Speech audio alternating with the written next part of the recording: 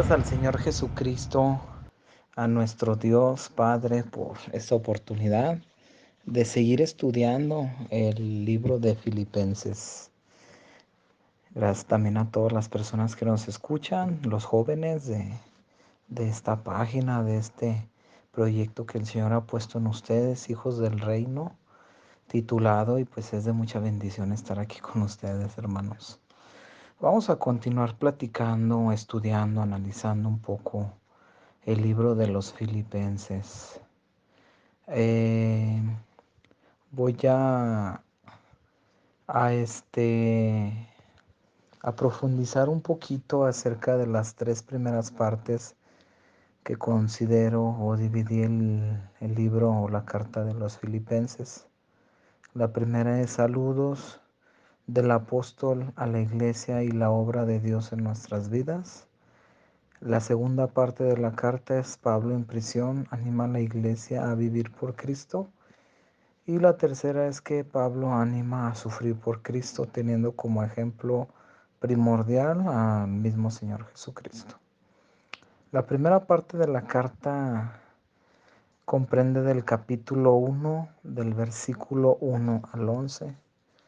En esta parte de la escritura, pues, el autor nos intenta, antes que nada, pues, se presenta y manda saludos y agradecimientos a la iglesia de Cristo en Filipos.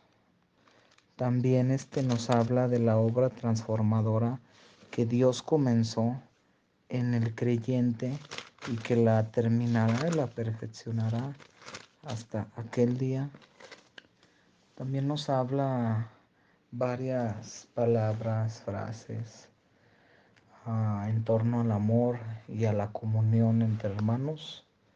Y el lenguaje que usa el apóstol es también con temática acerca del amor. También el apóstol Pablo nos hace referencia a que él está puesto en defensa del evangelio. Quiero leer ahí en Filipenses 1:6. Dice la palabra de Dios: estando confiado en esto, que el que comenzó en vosotros la buena obra la perfeccionará hasta el día de Jesucristo. Y pues sabemos, hermanos, que la salvación es por gracia, que nosotros no hicimos ningún mérito para alcanzar la bendición más grande que ha venido a nuestras vidas. Sin embargo, el Señor, cuando nos salva, nos limpia, nos redime y nos pone en su grey, Él comienza un proceso de santificación progresiva.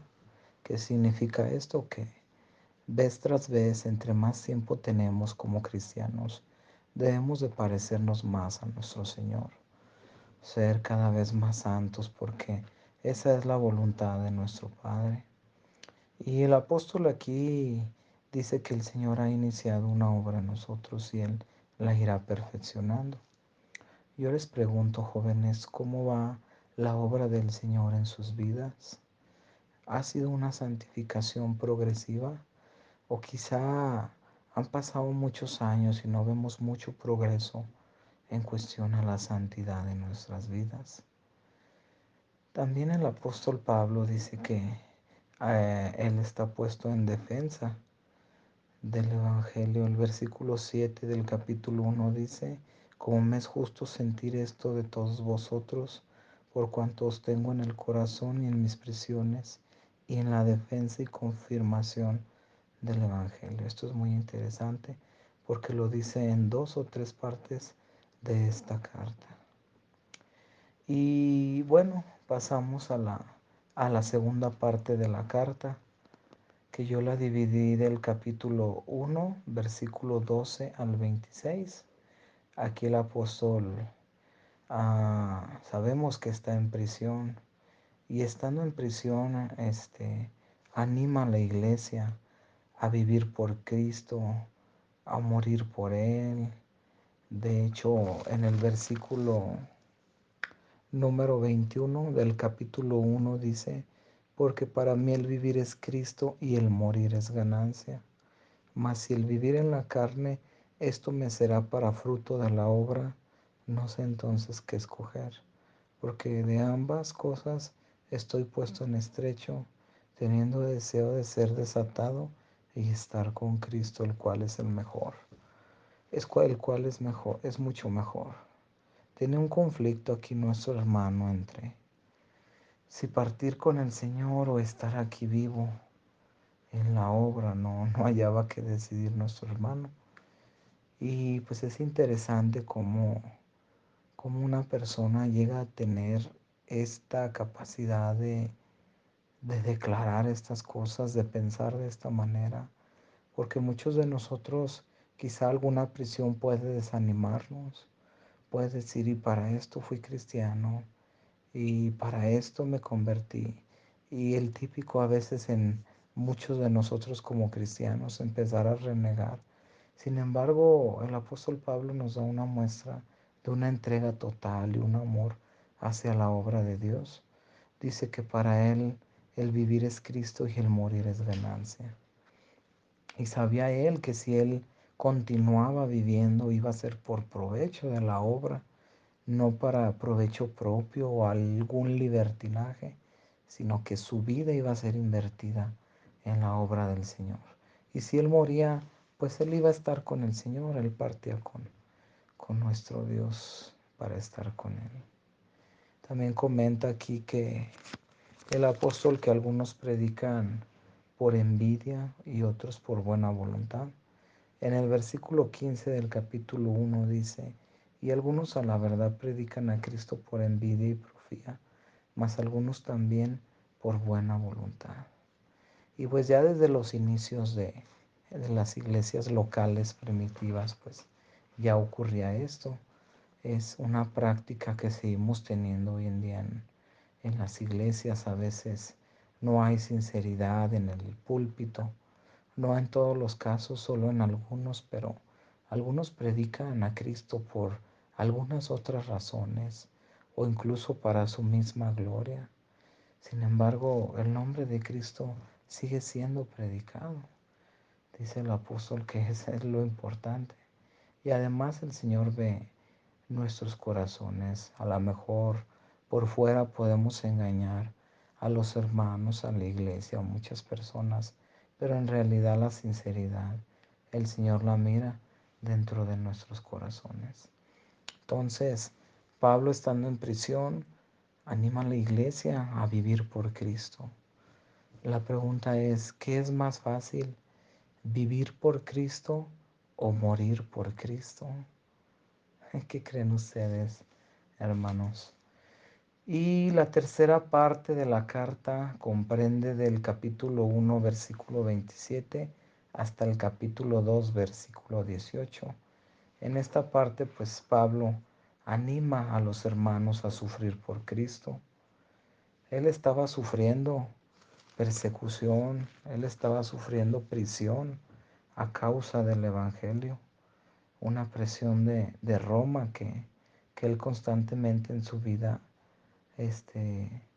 sentía y vivía. Dice el capítulo 2, versículo 5, haya pues en vosotros este sentir que hubo también en Cristo Jesús, el cual siendo en forma de Dios no tuvo por usurpación ser igual a Dios, sin embargo se anonadó a sí mismo, tomando forma de siervo, hecho semejante a los hombres, y hallado en la condición como hombre, se humilló a sí mismo, hecho obediente hasta la muerte y muerte de cruz. Por lo cual Dios también lo ensalzó a lo sumo y dióle un nombre que es sobre todo nombre, para que en el nombre de Jesús se doble toda rodilla de los que están en los cielos y los que están en la tierra, y de los que están debajo de la tierra, y toda lengua confiese que Jesús es el Señor, a gloria de Dios Padre.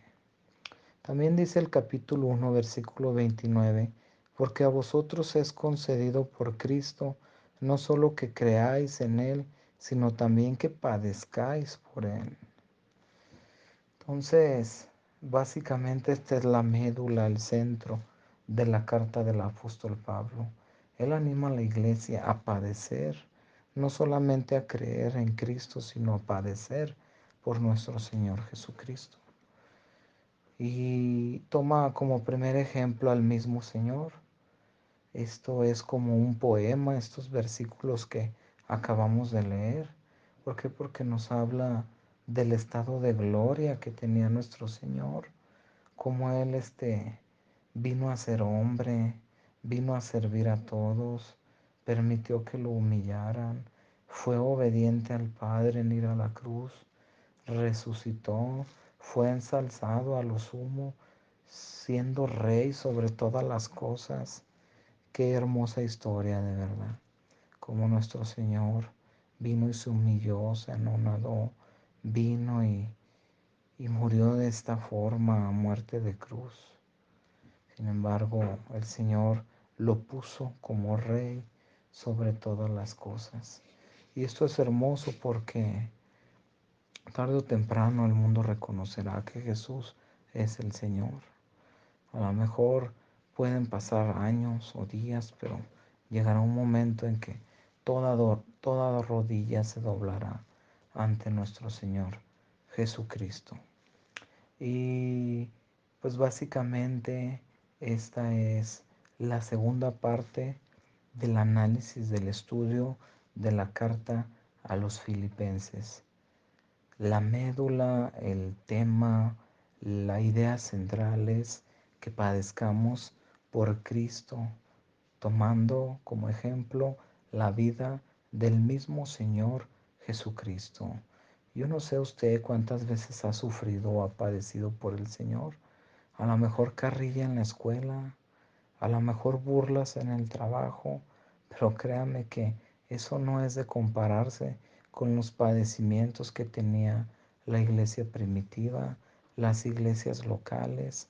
De verdad eran persecuciones muy, muy complicadas.